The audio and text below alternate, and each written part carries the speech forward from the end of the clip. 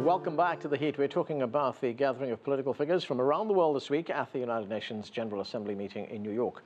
On Thursday, the Chinese Foreign Minister Wang gave his address. We continue now with our panel, and I want to continue with what we were talking about, and that is what the minister had to say about globalization. Let's take a listen to that part of the speech.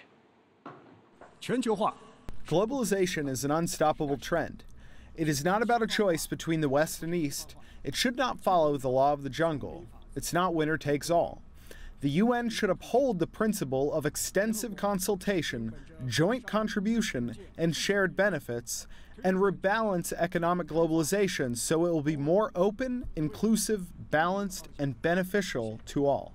Sourabh, there we heard it again, China emphasizing globalization. We initially heard it when President Xi Jinping addressed that meeting in China, when he talked about globalization. Again, we hear it. I think it's an important point to keep repeating. There is this foul wind of protectionism which is pervading the international economic system that is not going away. And in fact, I would sense that at least in the next 24 months, we are going to hear a lot more bad news on that front rather than better news. So it is important that China, speaking for the interests of the larger developing world, but also in the interests of the developed countries, tries to be a champion for keeping that system open. That system raised a lot of people out of poverty. It worked for the West. It has worked for many of the emerging markets, many of them in Asia.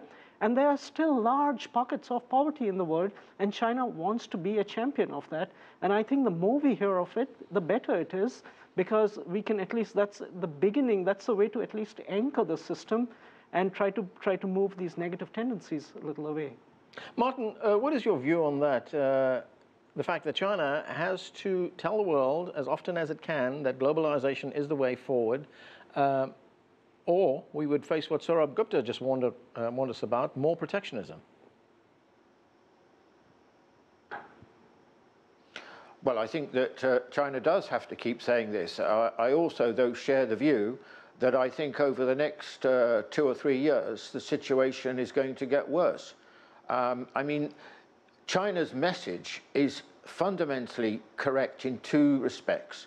First of all, globalization is in the longer term an absolutely irresistible trend. If you look back over the last few decades, you can see, or indeed over the last century or so, you can see this is a absolutely central process of development in the world.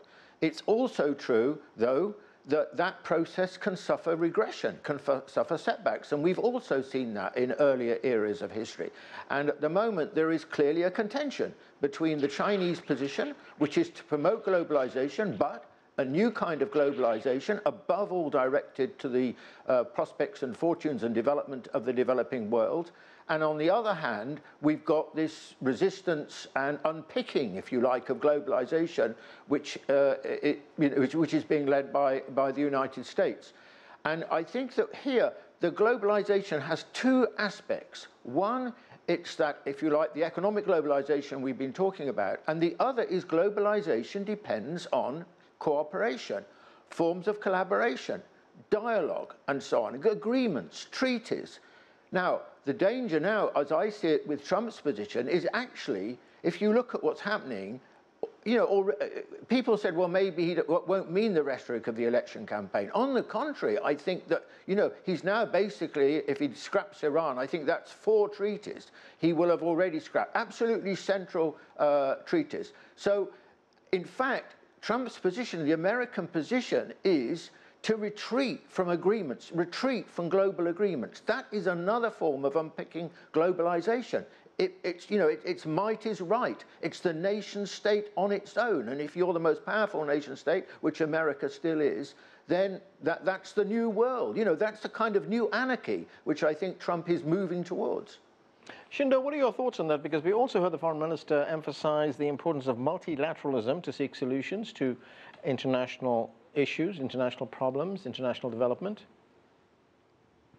Yes, if you remember, President Xi also talked about this basically the building of a common community of a shared future for the human being. I think China is pretty much forward-looking in terms of the direction of the world is developing. And also, I think the globalization, the Chinese understanding is like, in the past, the globalization somehow like benefited the few privileged people, and some people like underprivileged have been left behind.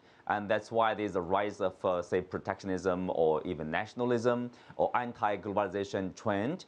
And so China talked a lot about so-called inclusive and balanced globalization. Hopefully, somehow they're trying to convince or persuade their counterpart in the West, continue globalization, because that's the way forward. And of course, as pointed out by our colleagues, for developing countries like African countries, say like industrialization is important to their development, to improve the livelihood of the people or the economic growth of the nations in the many African countries. I think for them, globalization is very important, as well as other developing countries too here.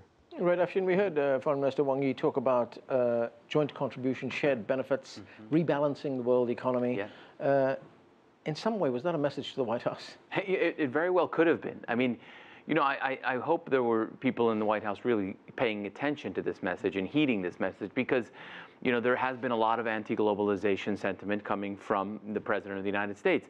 And look, we're living in a world of rapid urbanization and unprecedented connectivity, and growing middle classes. I mean, that part of globalization, you can't put that genie back in the bottle. And if you do, it creates a brake on development. It creates a brake on poverty eradication. Now, what the foreign minister also referred to was, almost a different form of globalization. It can't be the Wild West. It can't be a jungle out there, right?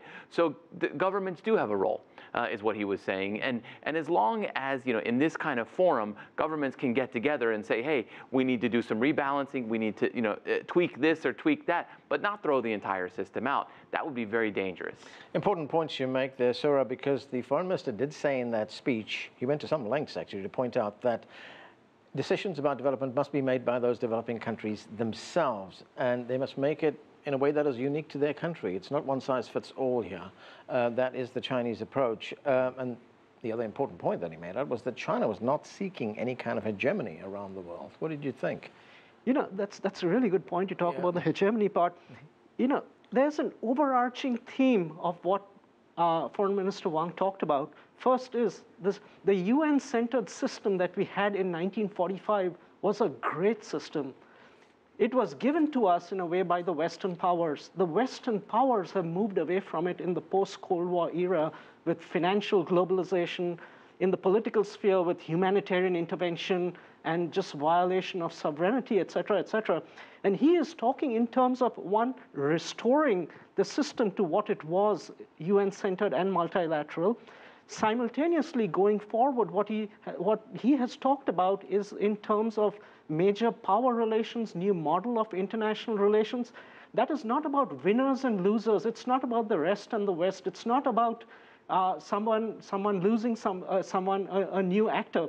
It is about a different form of international relations, right, which does not have any Thucydides strapped to it, but in which everybody cooperates, prospers, and benefits. And also recognizing, of course, that the time when these structures that you're talking about, the United Nations, the World Bank, etc., when those were erected, was in a very different world. And they need to be updated and reformed, but in a way which is inclusive and accommodates the interests of all.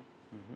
What did you make of that? Yeah, I think that's right. I mean, the post-World War II international architecture does need to be updated. I mean, we're seeing it in the economic sphere, right? I mean, we realized that after the financial crisis, the G7 isn't going to get us out of it, so we moved to the G20, right? And so I think he's touching on these important points here. And look, I find it refreshing that a major power takes the UN seriously, because a lot of major powers don't take the UN as seriously as the foreign minister just did. Yeah, he did say in his speech that China has full confidence in the United Nations and that it was the proven instrument in preventing conflict, in promoting development, but that the world had now reached a crossroads. That's exactly right. the United Nations is a bit like in American football, we have these linemen, right? Who block for the quarterback. Yeah. They never get any respect or attention. They only get respect or attention, they only get attention when they commit a foul, commit a penalty, and that's what happens with the UN. But who knows how many conflicts have been stopped because of quiet meetings in the halls of the UN. Qinduo, I've just got about a minute left, and I have to ask you about this. The foreign minister made brief mention of that very big meeting coming up in China next month. That's the 19th National Congress of the Communist Party, the 19th Party Conference. What should we be looking for? This is a very important conference that's going to be taking place in China. Yes, of course, for a lot of people, they are going to look forward to what kind of a structure of the formation of the new leadership, and who will be in the top echelon of the power, like this, the standing committee of the party, central committee of the party. But most importantly also is about really the idea China is going to be run by the party for the next 5 to 10 years. This is a Congress, this is an occasion for the party to review the policies over the past 5 years and its implementation, and also looking forward. Yeah, we will all be looking at that very closely. Gentlemen, thanks to all of you for being with us.